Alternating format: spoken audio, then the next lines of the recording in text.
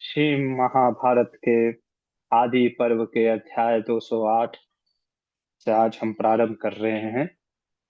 कल हमने जैसा देखा कि किस प्रकार से धृतराष्ट्र ने युधिष्ठिर महाराज और पांडवों को बुला करके कहते हैं कि पांडव, देखो मेरा पुत्र तो नहीं सुधरेगा।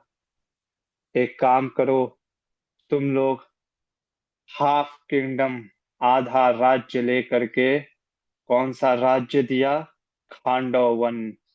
वो खांडव वन लेकर के जाओ और वहां पे तुम राजा बन करके युधिष्ठिर को कहते हैं राज्य करो। फिर युधिष्ठिर महाराज का हमने देखा कि राज्य अभिषेक होता है।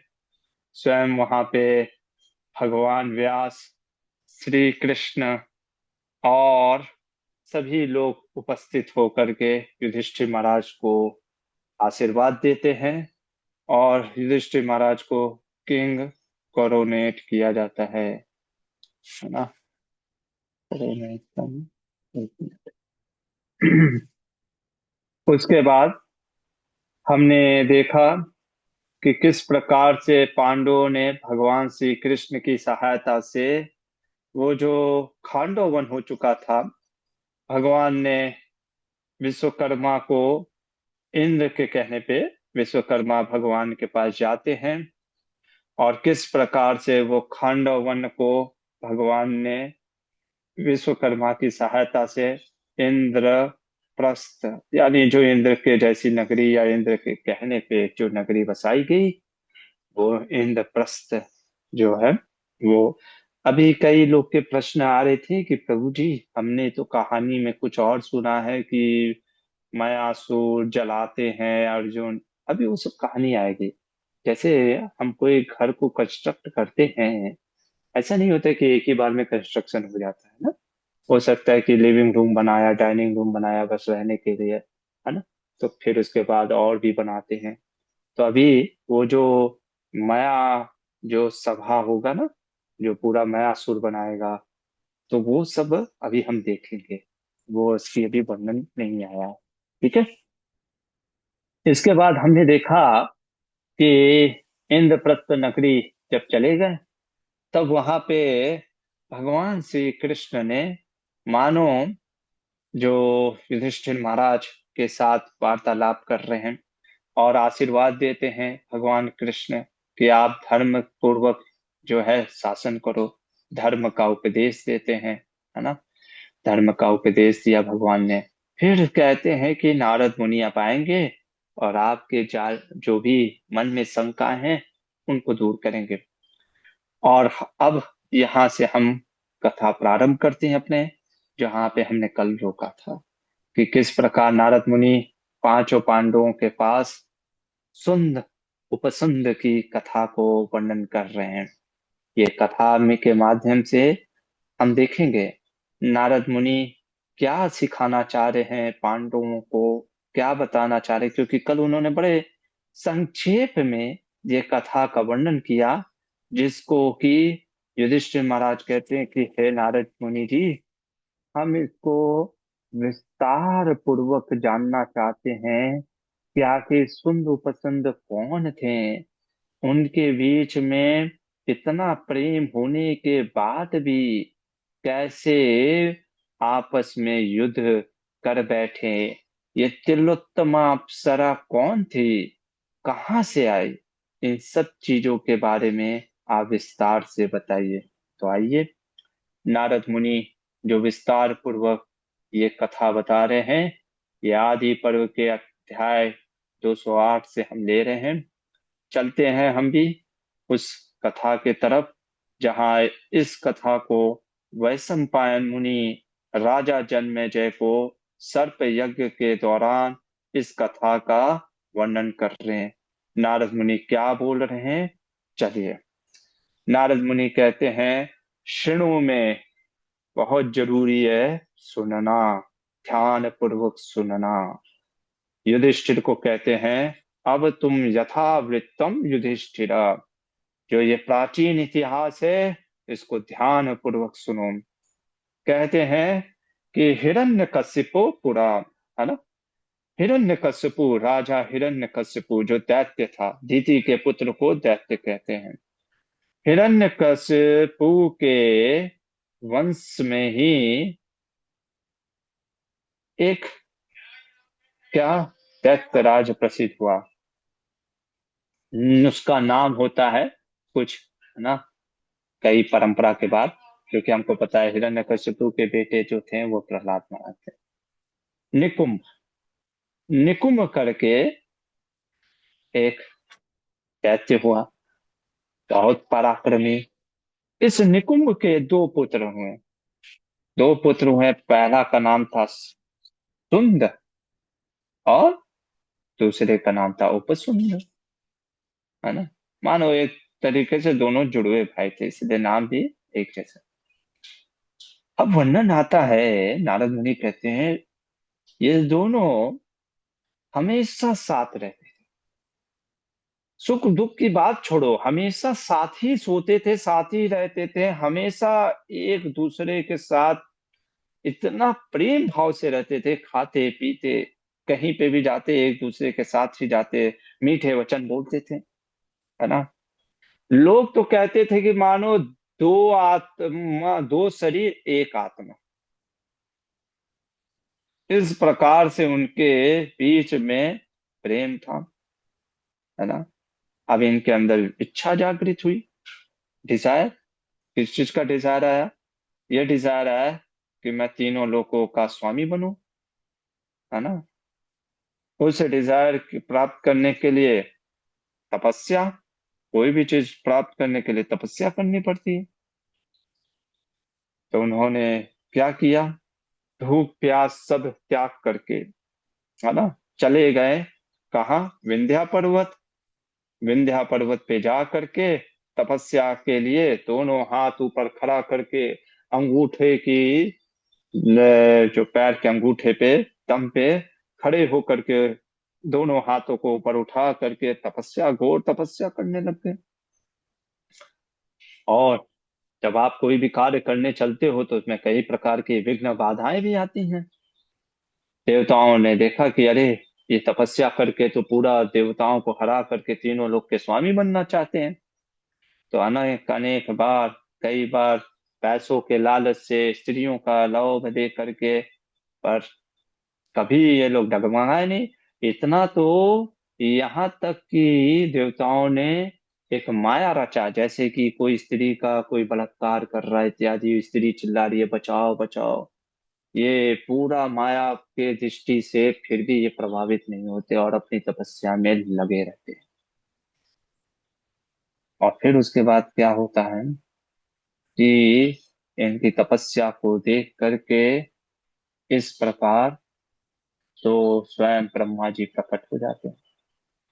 ब्रह्मा जी की तपस्या में लगे थे। जब ब्रह्मा जी प्रकट हुए, तब उन्होंने बोला कि हे ब्रह्मदेव, हम चाहते हैं कि हमको अमर कर दो, इमॉर्टल बना दो। ब्रह्मा जी ने कहा ये संभव नहीं है, क्योंकि पहली बात तो ये है कि अमर कोई हो नहीं सकता, और दूसरी चीज, आपने तपस्या जब प्रारंभ किया था, संकल्प लेते हैं ना कोई भी व्रत तपस्या करने, तो आप तो तीनों लोगों के स्वामी बनना चाहते थे। ये आपको नहीं मिल सकता, इसके बदले में आप कुछ और बोलिए, है ना। हाँ, आप तीनों लोग को स्वामी, मतलब तीनों लोगों को जीतने का इतनी शक्ति आपको मिल सकती है। तब इन्होंने ब्रह्मा जी से बोला कि ब्रह्मा जी, हमें ये आशीर्वाद दे दीजिए, हमारा मृत्यु का जो डेथ का कॉज हो ना, वो सिर्फ हम ही हो। मतलब हमको किसी से भी भय ना हो, चाहे किसी पशु पक्षी देवी देवता, है ना, शस्त्र अस्त्र, हमारी मृत्यु का कारण सिर्फ हम ही दोनों, क्योंकि इनको लगा कि हमारा आपस में इतना प्रेम है ना, कोई हमें मार नहीं सकता, मतलब कि हमारे आपस में मित्रता हमेशा बनी रहेगी। ब्रह्मा जी ने कहा ठीक है, जैसा तुमने प्रार्थना किया है ना, मैं अवश्य दूंगा, और तुम्हारी मृत्यु का विधान भी उसी प्रकार जैसा तुमने बोला कि सिर्फ तुम्हारी मृत्यु का कारण तुम दोनों की आपस की जो दुश्मनी से ही हो सकती है। ये जब सुन करके नारद जी कहते हैं युधिष्ठिर, ये वरदान प्राप्त करके देखिए, तपस्या भी हम किस दृष्टिकोण से कर रहे हैं, है ना। हमारी जो चेतना है तपस्या से नहीं बदलती है, हमारी चेतना श्रवणम से बदलती है। सुनो, क्या हम सुनते हैं, किन भक्तों के माध्यम से हम क्या सुन रहे हैं, ये इम्पोर्टेंट है ना। तो फिर नारद मुनि कहते हैं कि अब जब पूरी तरीके से बलशाली, है ना, हो गए, तो इन दोनों ने क्या किया, है ना, पहले तो खूब दिन रात मौज मस्ती में लगे रहे, है ना। इतना तपस्या करने के बाद जैसे नहीं होता है कि आदमी बहुत दिनों से भूखा रहे, निर्जला एकादशी किया रहे, उसके बाद अचानक से जब व्रत तोड़ता, अरे ये लाओ वो लाओ ऐसे लाओ, जैसे कार्तिक में भक्त लोग मीठे से, है ना, स्वीट से फास्टिंग करते हैं, तो जैसे ही कार्तिक खत्म होता है सारा स्वीट लेकर के, है ना, उसी प्रकार से खाओ पियो मौज करो, गाओ नाचो, इस तरीके से जीवन जी लेते हैं, है ना। पर वही चीज है ना, भौतिक इच्छाएं कभी, जैसे कहते हैं ना, आग में घी डालो तो आग बुझती नहीं है, भड़कती है। इच्छाएं तो खत्म ही नहीं हो रही थी यहाँ का भोग करने के बाद। अब युधिष्ठिर महाराज को कहते हैं, इनकी इच्छा हुई कि चलो क्या करते हैं, देवताओं पे आक्रमण करते हैं। गए, आगे चल करके क्या करते हैं, एक सही जो नक्षत्र होते हैं मगा नक्षत्र में आरंभ किए अपने पास, और सब गदा त्रिशूल, है ना, जो भी है धनुष तीर इत्यादि लेकर के, दैत्यों की विशाल सेना लेकर के कूच पड़े हैं, किधर, इनके ऊपर देवताओं के ऊपर, और युद्ध का आरंभ हुआ, है ना। अब उनका आगमन सुन करके, है ना, और देवताओं ने जब सुना कि अरे बाप रे, ब्रह्मा जी ने तो ऐसा वरदान दिया है कि कोई मार ही नहीं सकता, सब भागे, कौन लड़ेगा, है ना। इस प्रकार से जब सब देवता इधर उधर भागने लग गए, है ना, तो इन लोगों ने पूरा यक्षों राक्षसों दैत्यों की सहायता से विजय प्राप्त कर लिया इंद्र लोक पे। और इतना ही नहीं, है ना, मानो कि नीचे के पाताल लोक में भी, नाग लोक को भी पूरा जीत लिया इन दोनों ने, अपने दैत्य सेना से पूरा सब पे जीत लिया, मतलब सब पे अधिकार प्राप्त कर लिया, सब पे, है ना, है ना। तो एक प्रकार से पूरे तीनों लोकों पे, है ना, विजय प्राप्त करने के बाद, है ना, दोनों भाई क्या करते हैं, अब जा करके जो ब्राह्मण, है ना, यज्ञ करते थे, तो वही चीज है ना, आदमी अहंकार, मद, और जब पावर आ जाता है, पावर के साथ जब धर्म नहीं रहता है ना, तब क्या हो जाता है, वो रेकलेस हो जाता है, वो व्यक्ति को एकदम क्या बोलते हैं, कंट्रोल में नहीं रखता, लगे मारने ब्राह्मणों को भी मुनियों को भी, है ना, आश्रमों में जा करके जो भी वो लोग कार्य करते थे, यज्ञ आहुति में पानी फेंक देते थे, है ना। तो कुछ महात्मा लोग क्रोध में उन्हें श्राप भी देते थे, है ना, पर कुछ होता ही नहीं था श्राप में, क्योंकि अभी तो बलशाली थे, है ना।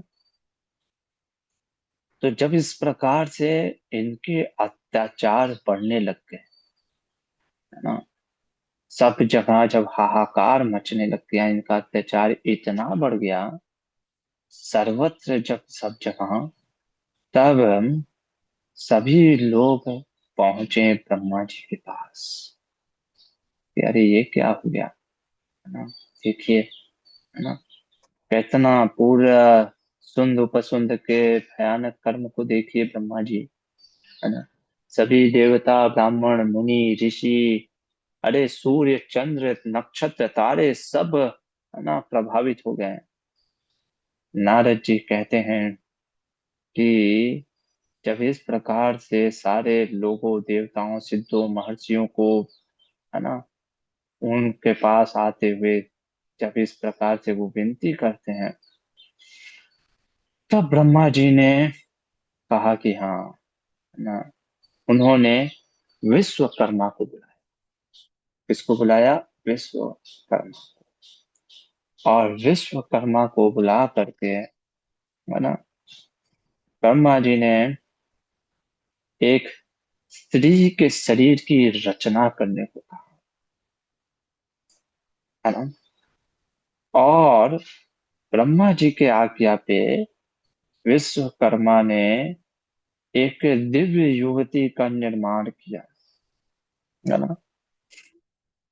उस दिव्य युवती का निर्माण करके, है ना, ऐसा हमारे मध्वाचार्य महाभारत तात्पर्य निर्णय में बोलते हैं 20वें अध्याय में कि यह जो दिव्य कन्या थी जिसका निर्माण किया गया, है ना, मानो तिल जो होता है ना, तिल तिल बहुत छोटा होता है ना, बहुत जो उसका राई तिल, आप देखोगे दाना बहुत, तो ऐसे जो जेम्स को ना, सारे जो क्वांटिटी है बेस्ट जेम्स से, है ना, मतलब एकदम गुणों से कह सकते हैं, ऐसे गुणों को ले करके उस स्त्री का जो है उसका निर्माण हुआ, इसलिए तिल उत्तमा, है ना, उस स्त्री का नाम पड़ा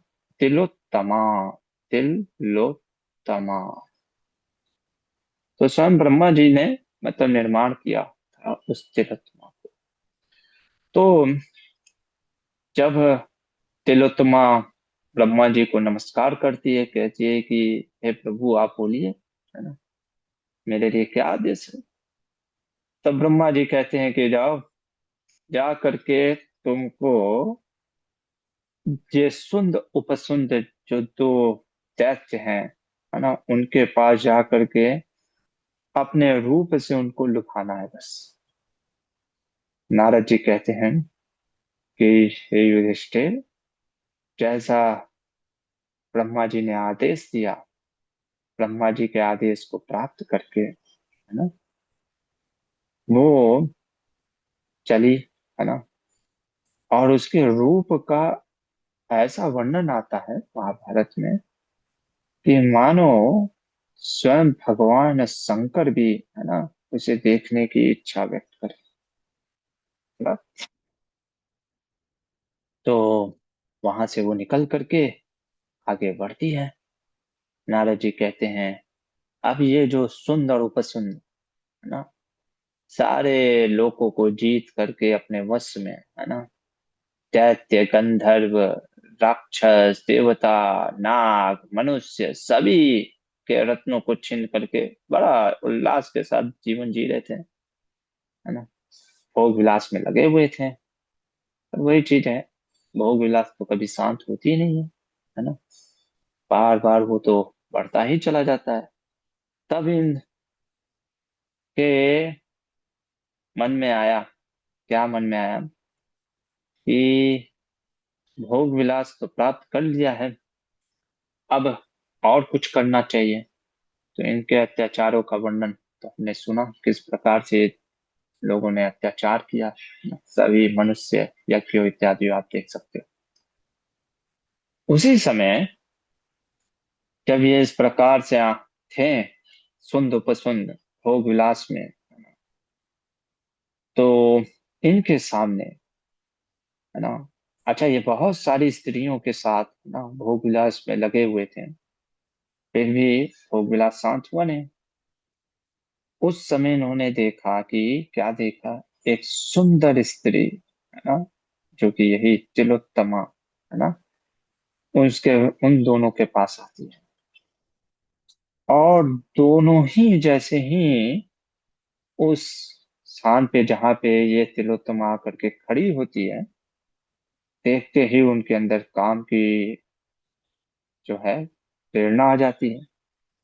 अब तिलोत्तमा ने मानो, है ना, एक हाथ से संद का और दूसरे हाथ से उपसुंद का हाथ पकड़ लिया, है ना। अब दोनों आपस में बोलने लगते हैं एक दूसरे को। सुंद ने कहा उपसुंद को, है ना, कि देखो ये मेरी पत्नी है ना, तुम इसको छोड़ दो, है ना। उपसुंद बोलता है नहीं नहीं, ये मेरी पत्नी है, तुम इसको छोड़ दो, है ना।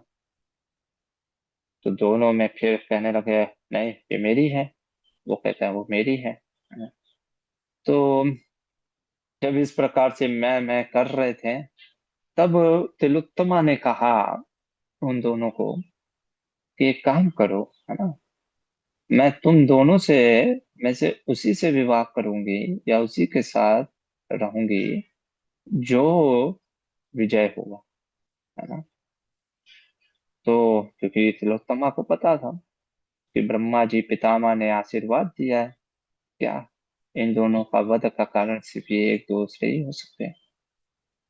अब जब ये बात सुनते हैं, भगवान गीता में कहते हैं ना, कामात् क्रोधो विजायते, क्रोधा सम्मोह, सम्मोह स्मृति, स्मृति भ्रंशात् बुद्धिनाशो, बुद्धिनाशात् प्रणश्यति।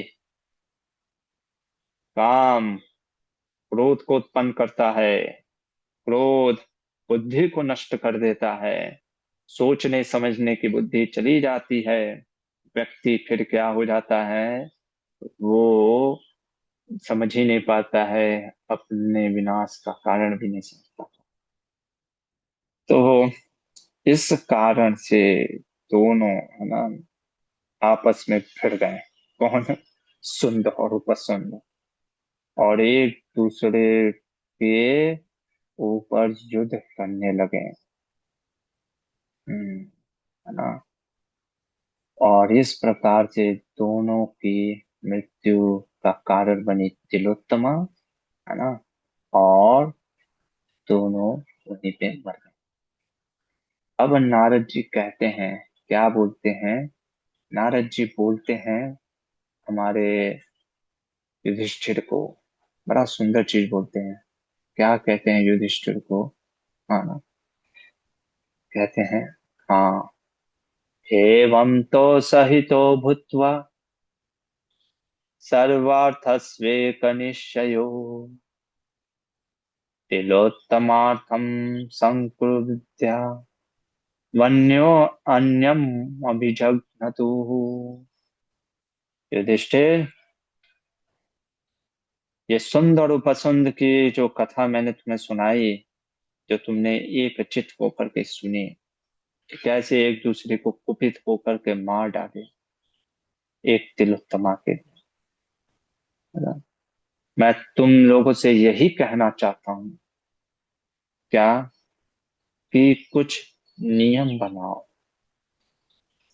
है ना, जिससे कि द्रौपदी के कारण तुम लोगों में कभी फूट ना हो। और देवर्षि नारद के कहने पे पांडवों ने एक नियम बनाया। क्या नियम बनाया? कि हर एक जो है ना, वो एक एक साल, एक एक साल तक, है ना, क्या करेंगे? द्रौपदी के साथ, है ना, संग करेंगे। बाकी जो चारों रहेंगे भाई, वो ब्रह्मचारी बने बसेगा, ब्रह्मचर्य पूर्वक अपना जीवन निर्वाह करेंगे। और कभी भी द्रौपदी के साथ, है ना, जो है, जब एक भाई रहेगा तो दूसरा उन उसको, है ना, वो भाई के साथ द्रौपदी को कभी एकांत में, है ना, भाई नहीं देख सकता। अगर देखता है तो वह द्वादश वर्षाणी, 12 वर्षों तक के लिए उसको वने वसे, मतलब वो राज्य छोड़ना पड़ेगा, है ना। ये नियम, क्या नियम बना? ये नियम बना, there is a rule. Rule, पहला रूल ये था कि एक एक साल 1 ईयर तक, है ना, दे विल, है ना, among them they will associate with Draupadi. कोई एक एसोसिएट करेगा, they will associate, one of them will associate, उनमें से कोई एक, वन विल एसोसिएट, है ना, एक एक करके, है ना, द्रौपदी के साथ। फिर सेकंड था कि अगर उसमें से किसी ने भी, है ना, जो द्रौपदी और जो मान लो सपोज युधिष्ठिर महाराज के साथ है, तो उस समय जो चार भाई हैं ब्रदर, है ना, उनको कभी भी उस एकांत अवस्था में द्रौपदी के साथ अपने बड़े भाई को नहीं देखना है। If they will see, they have to go for 12 years. जो भी देखता है उसको 12 साल के लिए वन में, यानी किंगडम से बाहर जाना पड़ेगा। मतलब एक तरीके से तपस्या, प्रायश्चित करने के लिए 12 ईयर्स ऑफ, है ना, तपस्या करना पड़ेगा, ये कैसे, है ना, ब्रह्मचर्य का, या, है ना, 12 साल, ये नियम नारद मुनि के सामने ये चीज का निश्चय हुआ। हमारे मध्वाचार्य इसके ऊपर कुछ अपने वादी राजनीति की टीकाएं में कहते हैं कि देखो, ये पान द्रौपदी जो थी, पहला तो आपको ये समझना बहुत जरूरी है ना, कि द्रौपदी के शरीर में 5 आत्माएं हैं, हमने पहले ही बताया, 5 देवियां हैं। और वो देवियां अपने अपने जो पति हैं, जो देवता हैं, उनके उनके साथ सब करती है ना। लेकिन ये जो उपसंद स्वंद उपसंद की कथा फिर क्यों बताया नारद मुनि ने, है ना, वो तो जानते हैं, है ना, पर कहते हैं कि देखो ये जो ऐसा नहीं है कि कभी पांडवों में ना डिफरेंस ऑफ ओपिनियन आ सकता है, और पांडव तो अपने अपने देवियों के साथ, कंसोर्ट जो है पत्नियों के साथ, वो रिस्पेक्टिवली वो संग करते हैं। स्टिल, है ना, ये जो चीजें हैं ना, ये बहुत ही, आप कह सकते हो कि ये बहुत सटल लेवल की चीज है ना। फिजिकल परसेप्शन से ये तो अनुभव नहीं ना होता है कि, वो तो ऐसे ही प्रतीत होता है कि एक ही स्त्री है। इसीलिए ब्रह्मा जी ने नारद मुनि को भेज करके ये रूल बनवाने के लिए, ये, ताकि किसी प्रकार का कोई दोष ना आए। क्योंकि हमारे मध्वाचार्य बड़ा सुंदर वर्णन करते हैं, कहते हैं, क्या बोलते हैं कि ये कहानी के माध्यम से व्यास मुनि जी बता रहे हैं, क्या बता रहे हैं कि द कॉज, है ना, बहुत ज्यादा कहीं पे प्रेम भी है ना, व्यक्ति हर कुछ शेयर कर सकते हैं, सुंद उपसुंद के पैटर्न से, जो मैन की साइकोलॉजी है उसको भी समझा रहे हैं व्यास जी। क्या पैटर्न, कि अंडरस्टैंडिंग दो व्यक्ति के बीच में, है ना, आप देखोगे टू मैन के बीच में अंडरस्टैंडिंग जो होती है ना, वो तब तक रहता है जब तक कि वुमेन का अप्रोच या वुमेन का वो चीज नहीं आता है लाइफ में।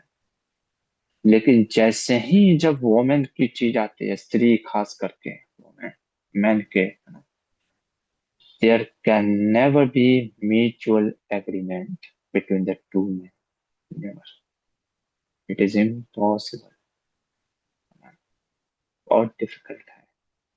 तो इसलिए, है ना, ब्रह्मा जी ने नारद मुनि को भेज करके यहाँ पे हम देखते हैं एक नियम बनवाया, है ना, एक, जैसे, कैसे है ना, देयर शुड बी सम, एक, एक क्या उसको बोलते हैं, एक रूल्स होना चाहिए किसी भी रिश्तों में, किसी भी संबंध में। ये रूल्स, ये रेगुलेशन हमको हेल्प करते हैं ग्रो करने में, है ना। जैसे हम कहते हैं ना, अपनी सीमा में मत लांघो, है ना। क्योंकि कई बार हमको भी नहीं पता होता है कि हम कहाँ क्रॉस कर देते हैं boundary. But at the same time rules ऐसे भी नहीं, जैसे ऐसे भी नहीं होना चाहिए कि इतना भी कि वो बोझ का कारण बन जाए। जैसे समझाने के लिए मैं आपको बताता हूँ उदाहरण के लिए, मान लीजिए कभी कभी कैसा होता है ना, हम घर में एक ताला लगाते हैं, है ना। नंबर लॉक, आजकल तो नंबर लॉक चल गया ना। या हम कभी कभी मोबाइल को सेफ रखने के लिए क्या करते हैं, मोबाइल में पासवर्ड डालते हैं। तो कई बार हम ऐसा पासवर्ड सोचते हैं, ऐसा पासवर्ड डालूंगा, या जैसे बैंक अकाउंट का कभी कभी ऐसा पासवर्ड डालूंगा कि कोई ना जान पाए, हम भी भूल जाते हैं है ना, कि अरे वो पासवर्ड क्या था। अरे, है ना। कभी कभी ऐसा कॉम्प्लेक्स पासवर्ड, या कभी कभी नंबर लॉक ऐसा घर में ताला लगा देते, सपोज करिए, है ना। ऐसा लॉक लगा दीजिए नंबर लॉक की, आप भी भूल जाओ, फिर आपको जरूरत पड़े, अरे क्या था उस समय ही ना है। So sometimes rules should not be so much, इतना भी नहीं होना चाहिए कि वो जब समय आने पे वो काम ही ना काम, मतलब काम ना आए ना। तो दोनों एक्सट्रीम नहीं होना चाहिए, दैट शुड बी ना कॉशियस, उसका भी हमें होना चाहिए। तो खैर यहाँ पे हम देखते हैं नारद मुनि, है ना, इसलिए आ करके ये समझाते हैं पांडवों को। और फिर नारद मुनि ये बोल करके ना वहां से चलते हैं। तब, है ना, वैशंपायन जी कहते हैं, जन्मेजय, इस प्रकार से पांडव लोग एक साथ रहने लगते हैं नियम पूर्वक, द्रौपदी के साथ, है ना। वो पांचों जो पति थे, है ना, किस प्रकार से वो साथ रहने लगे उस इंद्रप्रस्थ की नगरी में। लेकिन एक दिन कुछ ऐसा हो जाता है, और क्या होता है वो अब हम कल देखेंगे कि वह सम्पायन जी क्या बता रहे हैं। कुछ तो घटना हो जाता है। ये भौतिक जगत में घटनाएं दुर्घटनाएं होती ही रहती है ना। हरे कृष्ण। फिलहाल के लिए यहीं पे रुकते हैं। किसी का कोई प्रश्न है तो पूछिए, नहीं तो फिर कल आगे देखते हैं क्या बता रहे हैं इसके आगे। वैसे